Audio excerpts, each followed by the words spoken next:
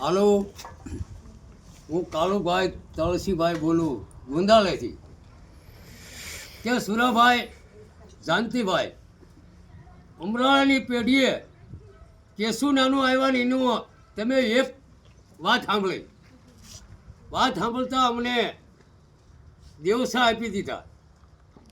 કોઈ મારો બંધન ન્યા નથી, કોઈ મેં જાનતી બસુની પેઢી કોઈ સેંધી નથી, પછી કોઈ 5 મૂકેલા મારા નથી, કોઈ મારો જામીન નથી.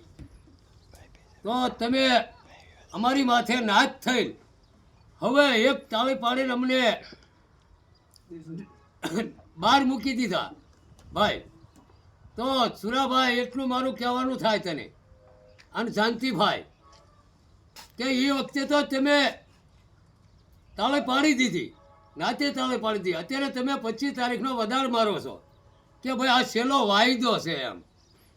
તો હામાવાળા એમ કહે છે કે જેને 500 ને 1000 મૂક્યા એ કપાવા આવે છે. તો એના ઘરે કોઈ માણસ મરી ગયો હોય તો મને બતાવે ભાઈ, કપાવાવાળા.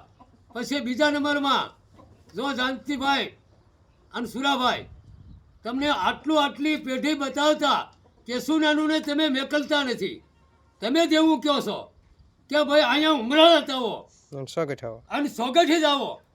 કોઈ હું ભાગી ગયો કે બંધન કરીને કે કોઈ જામીન દઈને કે કોઈ પેઢી નિયાળીને કોઈ ભાગી નાહી ગયો હોય તો મારી નાચ તમે મને ડબો દઈ શકો, તો તમે મારી માથે ઠોક લઈ શકો. તો નાતે મને હાથ દેવસામાં ઉતાર્યા તમારી બાબત કે ભાઈ આ માણસોએ ઠોક લખ્યા એટલે તમારે કોદાળી કાઢવી જોઈશે. તો અમે 3.5 દી કાઢી નાખેલા છે. એની માથે હવા મહિનો કાઢેલો છે, પછી એની માથે 8 મહિના છે. કોઈના ઘરે માણસ મરી ગયું હોય તો મને બતાવે.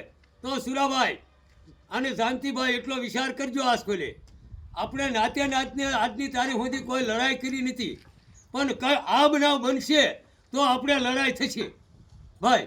પછી તમે મને કહેતા નહીં આજની તારીખમાં.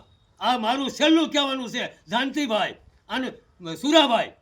અને કોઈ પણ આ પૈસા મૂક્યા પછી કોઈ કપાવા થતા એના ઘરે મારા મળી ગયો એક વાત અલગ છે તો કપાજો. અને નાચનો કાયદો શું હોય છે કે કોઈ નાચના દીકરાના ઘરે બોલાવવાની હોય નાચનો કાયદો.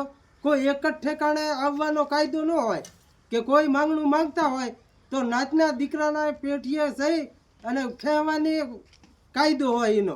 હવની પેઢી હારી હરકી છે, હવની પેઢી હોય એવો કાયદો નાચનો હોય. એક જ પેઢી નથી, એક જ ઠેકાણે વાંકા વાળવા એવો કાંઈ નાચનો કાયદો હોતો નથી. એટલે આખીર તમારે કાયદામાં રહ્યો તો ફાયદામાં રહેશો એટલું કહેવાનું છે. બહુ ફાયદો પડશે.